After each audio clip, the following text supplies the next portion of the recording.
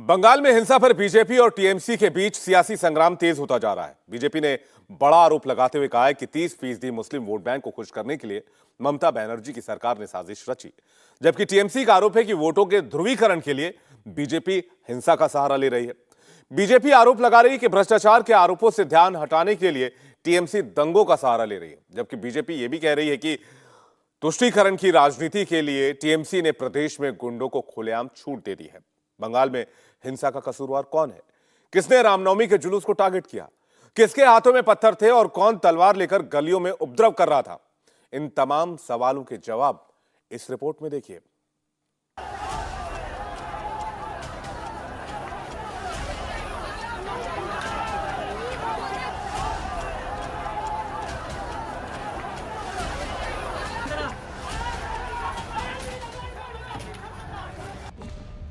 हावड़ा से हुगली की दूरी करीब 53 किलोमीटर है, लेकिन 4 दिन के भीतर दंगों की आग में बंगाल के 2 शहर जलने लगे।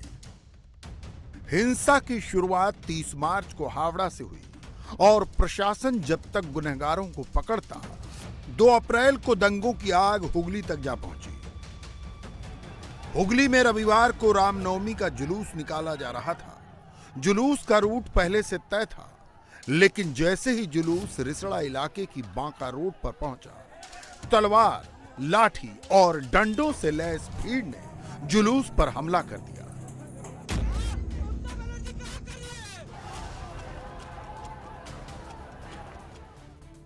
कुछ ही देर में रिसड़ा की 3 गलियां बांका रोड, चंपा रोड, छाई रोड हिंसा की चपेट में आ गई। भाई वीडियो तो करना होगा ना, दुष्ट लोग। मम्मी चलो अंदर चलो। हिंसक भीड़ ने गाड़ियों को फूंक दिया, एटीएम में तोड़फोड़ की और कई दुकानों को आग के हवाले कर दिया।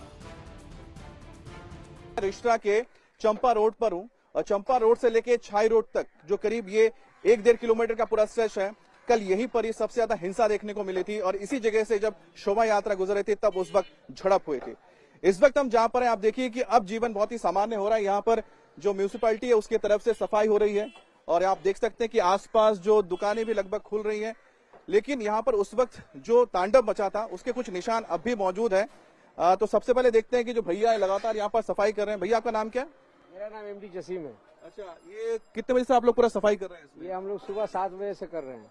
तो यहाँ पर क्या ईंट पत्थर बहुत सब पड़ा हुआ था? बोतल है, ईंट है, टाली का टूटा हुआ है, ये सब वो देखिए सामने कांच टूटा हुआ है, ऐसा पूरा रास्ता छीटा हुआ है। तो हम लोगों को म्यूनिसिपैलिटी से खबर आया तो हम लोग अपना गाड़ी लेकर लेबर का साथ आए। यहाँ पर तो बहुत कुछ बोलते हैं, जला भी दिया था गाड़ी वाड़ी। हाँ, गाड़ी वाड़ी क्या, वो सब दुकान का ये कागज पत्तर है, सब सामान उमान था, इधर जला था, उधर जला था, सब टूटा फूटा पड़ा हुआ था, वही सब हम लोग उठा रहे हैं। ठीक है, तो देखिए अब यहाँ पर सफाई चल रही है और जिसका जिक्र हम कर रहे थे, देखिए यहाँ पर ये एटीएम है, तो एटीएम को तोड़ दिया गया। यहाँ पर देखिए कांच, तो ईंट जो मारा गया था और यहाँ पर अभी देखिए काम कर रहा है, अभी एटीएम काम कर रहा है अभी, लेकिन यहाँ पर भी जो निशान आपको नजर आ रहे हैं। अब सवाल उठता है कि रिसड़ा में राम भक्तों पर पत्थर कौन बरसा रहा था? लाठी लेकर कौन हमला कर रहा था? किसके हाथों में तलवारें थी? इन सवालों के जवाब ये तस्वीरें दे रही हैं।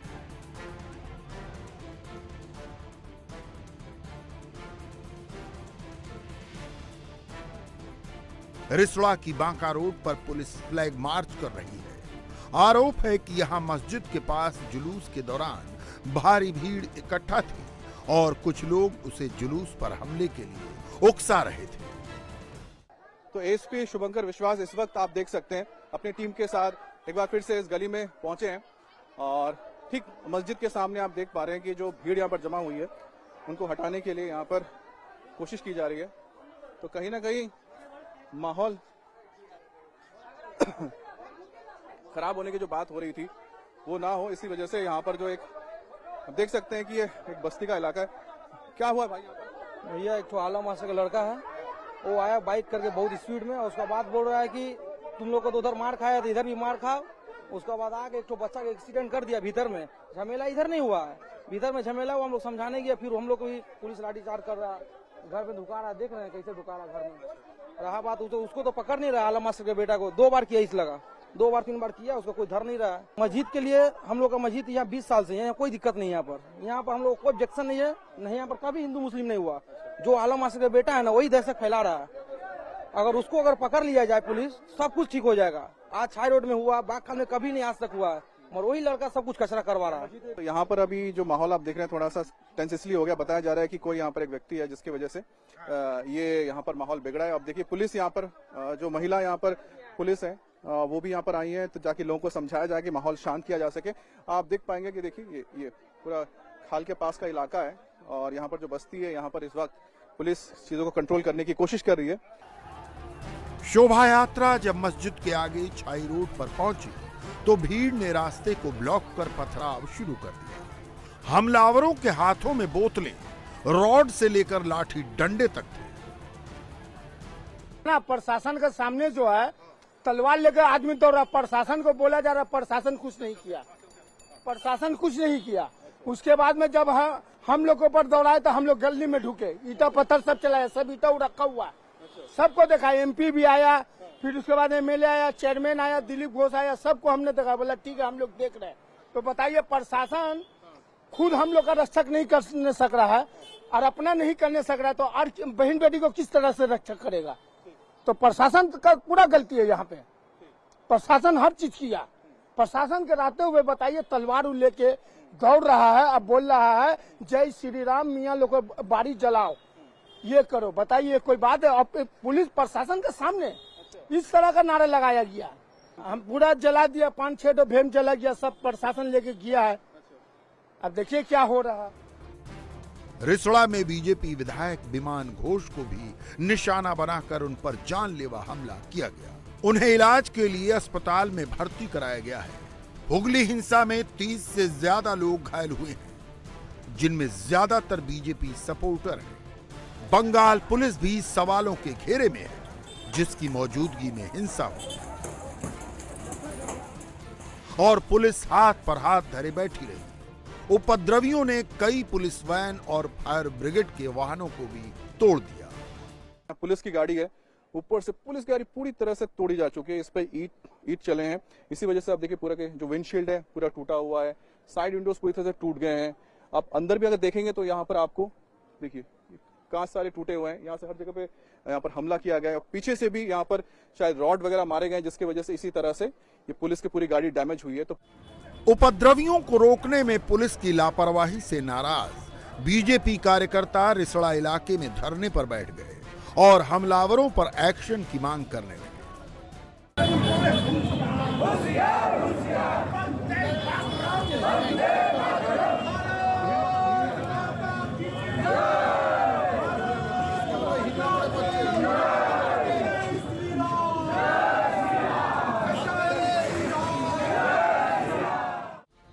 बीजेपी आरोप लगा रही है कि ममता दीदी सिर्फ एक खास वोट बैंक को खुश करने के लिए राम भक्तों पर हमले की अनदेखी कर रही है।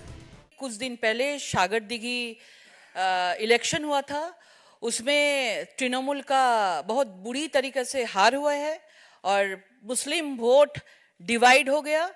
और मुस्लिम वोट को इकट्ठा करने के लिए, मुस्लिम लोगों को खुश करने के लिए ये प्री प्लान्ड जो कॉन्स्पिरेसी ममता बनर्जी ने किया था और उसका फल रिजल्ट आप लोग देख रहे हैं। और आप लोग जानते हैं कि ममता बनर्जी बार बार बोलते हैं 30% ভোট के लिए দুধেল গাই, বাংলায় বলে দুধেল গাইয়েদের খুশি রাখতে গেলে তিনি সবকিছু করতে প্রস্তুত আছেন এবং দুধেল গাইদের জন্য उन्होंने फ्री हैंड उनको दे दिया था। इसमें हम लोग के पास एकदम सामने जो आते हैं कि एपिसमेंट का पॉलिटिक्स ममता बनर्जी कर रहे हैं। सामने पंचायत इलेक्शन है, लोकसभा इलेक्शन है, उसका वोट मुस्लिम वोट डिवाइड हो गया। मुस्लिम वोट को एक साथ के लिए पूरा प्री प्लान्ड है। अब हुबली में धारा 144 लागू कर दी गई है। लोगों को घरों में रहने को कहा गया है। पुलिस का दावा है कि हालात कंट्रोल में है। Sir 1 minute sir 1 minute sir 1 minute. Situation is under control, situation is under control. Sir धारा 144 अभी तक लागू है यहाँ पर? हाँ लागू है। ठीक, चलो सर इंटरनेट सेवा कब तक होगी बहाल? वो बाद में बताएंगे। तो हमारे साथ डीआईजी साहब थे यहाँ पर संजय जी, तो उन्होंने बताया कि अभी जो सिचुएशन कंट्रोल में है और साथ ही साथ इंटरनेट सेवा फिलहाल तो यहाँ पर बंद है और एक धारा 144 भी फिलहाल लागू रहेगी। हिंसा की आग में कौन सेक रहा है सियासी रोटी? एक तरफ बंगाल हिंसा की आग में झुलस रहा है, दूसरी ओर सियासी पार्टियां राजनीति करने में जुटी हैं। ममता बनर्जी की पार्टी तृणमूल कांग्रेस हिंसा के लिए सीधे सीधे बीजेपी को जिम्मेदार ठहरा रही है। नहीं, हावड़ा में हिंसा बहुत दुखद घटना है। सरकार का पूरा तैयारी था। जो रामनवमी का जुलूस निकलने वाले थे उनके साथ पुलिस प्रशासन के बात हुआ, एक रूट ठीक कर दिया, लेकिन बाद में जुलूस करने वाले वो रूट को नहीं माना, दूसरे रूट से गया। अचानक हिंसा शुरू हो गया। शायद पुलिस को रिएक्शन करने में देर हुआ था,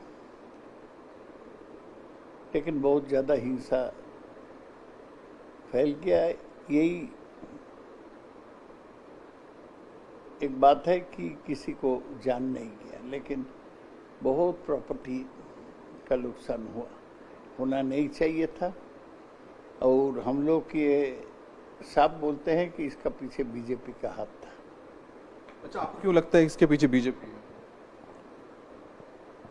क्योंकि रामनवमी का प्रोसेशन जो निकल रहे थे उसमें बहुत बीजेपी के लोग थे, और ये पॉलिटिक्स हिंदू मुसलमान ये तो बीजेपी करते हैं। जबकि बीजेपी का आरोप है कि उसके नेताओं को हिंसा प्रभावित इलाकों में जाने से रोका जा रहा है। आज बीजेपी के प्रदेश अध्यक्ष सुकांतो मजूमदार रिसड़ा के दौरे पर पहुंचे, लेकिन पुलिस ने उन्हें बीच में ही रोक दिया।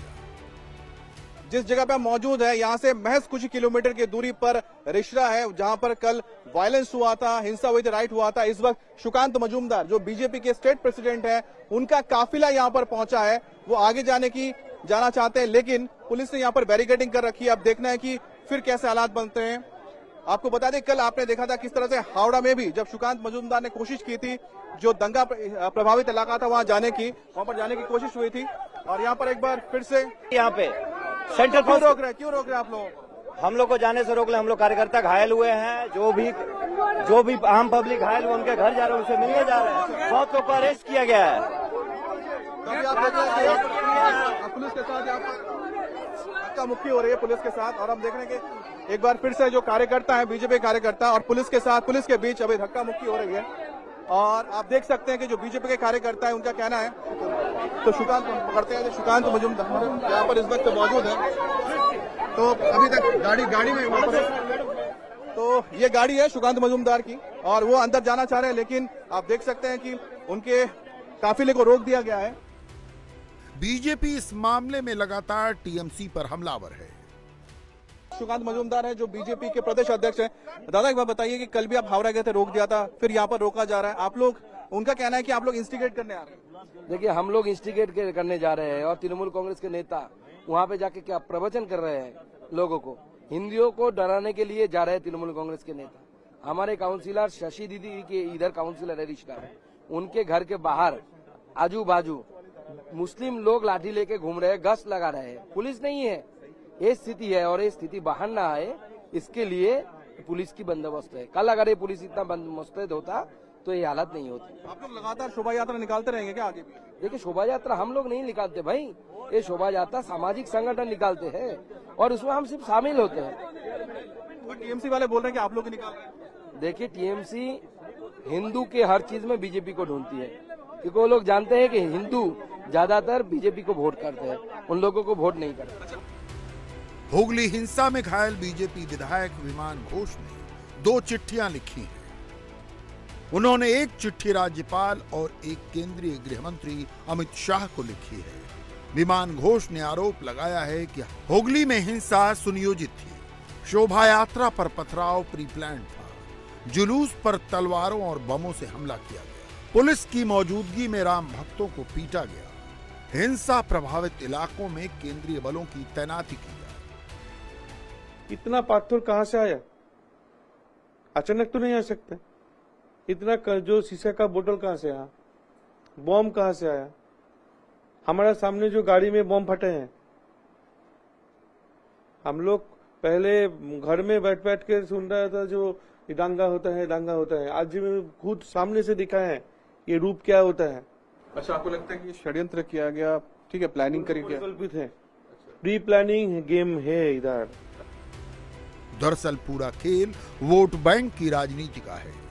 देश में सबसे ज्यादा मुस्लिम बहुल 28 सीटें पश्चिम बंगाल में हैं।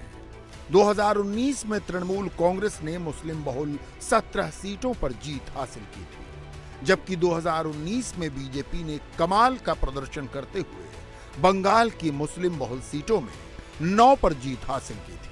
टीएमसी को डर सता रहा है कि अगर 2024 के चुनाव से पहले वोटों का ध्रुवीकरण हुआ तो उसे नुकसान होगा।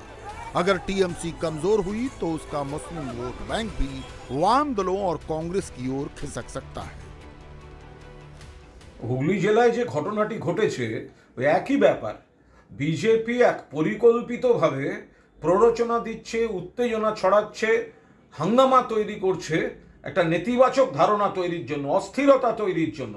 আমরা বিস্তারিত খবর নিচ্ছি যে দলের হাতে প্রকাশ্যে রিভলভার নিয়ে রামনবমীর মিছিলে নাচানাচি হয়, তো সেই দলেরা দিলীপ বাবুর মুখে তো এই ধরনের ভাষা থাকেন, সব টেক্কা দিয়ে চলছে যে সুকান্ত বেশি গন্ডগোল করাতে পারবে না অমুক পারবে নাকি দিলীপ বাবু পারবেন।